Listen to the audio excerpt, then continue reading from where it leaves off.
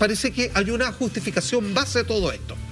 Lo que quiero entender acá es que cuando finalmente empieza a haber un bloqueo por distintos puntos de parte de Rusia y que hoy día no ha querido avanzar hacia la capital, no es porque no puede, más allá de la tremenda resistencia patriótica que han hecho los ucranianos, sino que parece que por su propia voluntad deciden llegar hasta ahí porque hay planes más importantes que están por desplegarse y que quizás no solo queden en Ucrania, como agradezco varios analistas internacionales que en algún momento se atrevieron a hacer. Ahí estamos viendo el mapa, estamos viendo que todo este proceso de rodear, donde están al lado de que, pero se detuvieron, no quisieron avanzar pudiendo hacerlo. Exacto. Entraron obviamente por lo que simbólicamente fue Chernobyl, todo lo demás, que más allá de la potencialidad de activar uno de sus reactores, el cuarto principalmente, y contaminar el planeta, tiene que ver por la cantidad de caminos que esto le ofrece esta localidad. Ayúdame a entender esto. Si hoy día están detenidos, ¿es por estas negociaciones o es porque no queremos seguir avanzando porque Ucrania, el problema ya lo tenemos resuelto y tenemos más planes más adelante? Otros países, el Mar Báltico, etcétera, etcétera.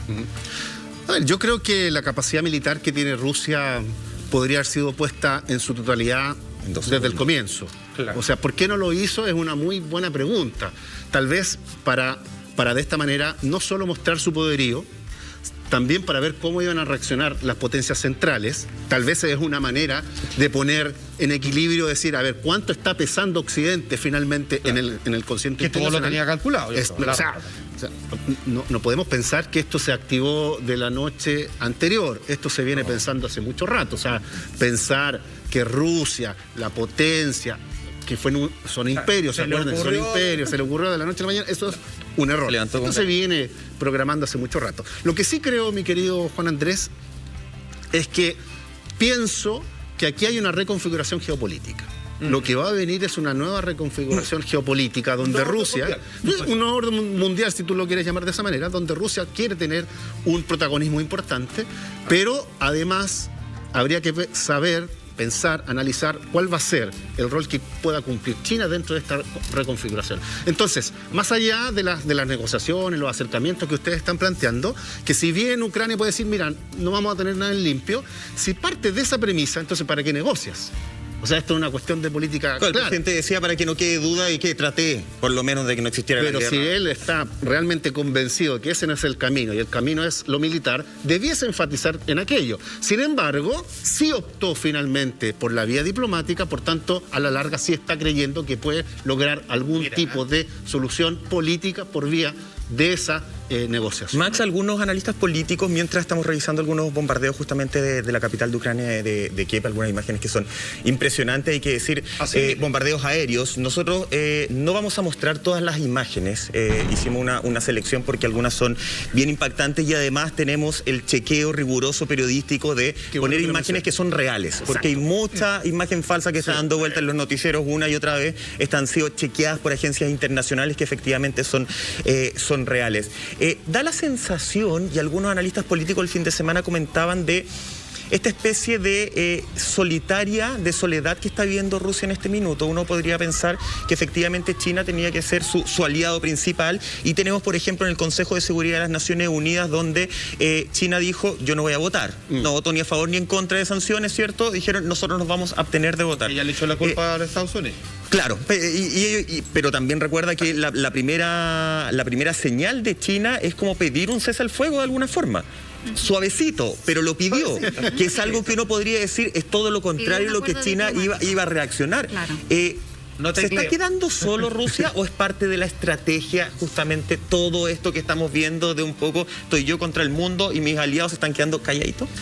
O sea, yo creo que Rusia está haciendo un juego interesante, punto uno. Segundo, no está tan solo. Hace muy poco estuvo Pakistán, tuvo una reunión con Pakistán, que también es un actor importante dentro del concierto internacional. Tiene aliados, y en América Latina también los tiene. De hecho, Rusia está mirando mucho a América Latina y pretende reforzar esos lazos. Ahora bien, en el caso de China, que tú muy bien señalas, ha tomado una postura más cómoda, no ha interferido directamente. Sin embargo, no es irrelevante también que haya señalado hace muy pocas horas que el principal enemigo para el mundo es Estados Unidos. Eso es ya tomar posición política. Subraya su propia narrativa de siempre. Exacto, entonces ya, y con hechos históricos bien puntuales. Es decir, que en el fondo está diciendo, mira, la principal amenaza en todo este nuevo mundo es Estados Unidos. Y por tanto, independiente de cómo haya votado en el Consejo de Seguridad, esa señal política, esa señal diplomática es mucho más potente.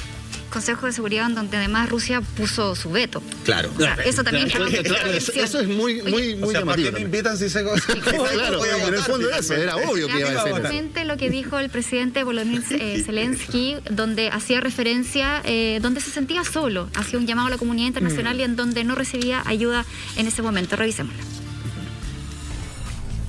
Цим ранком ми захищаємо нашу державу наодинці.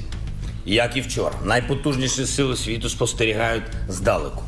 Чи переконали Росію вчорашні санкції?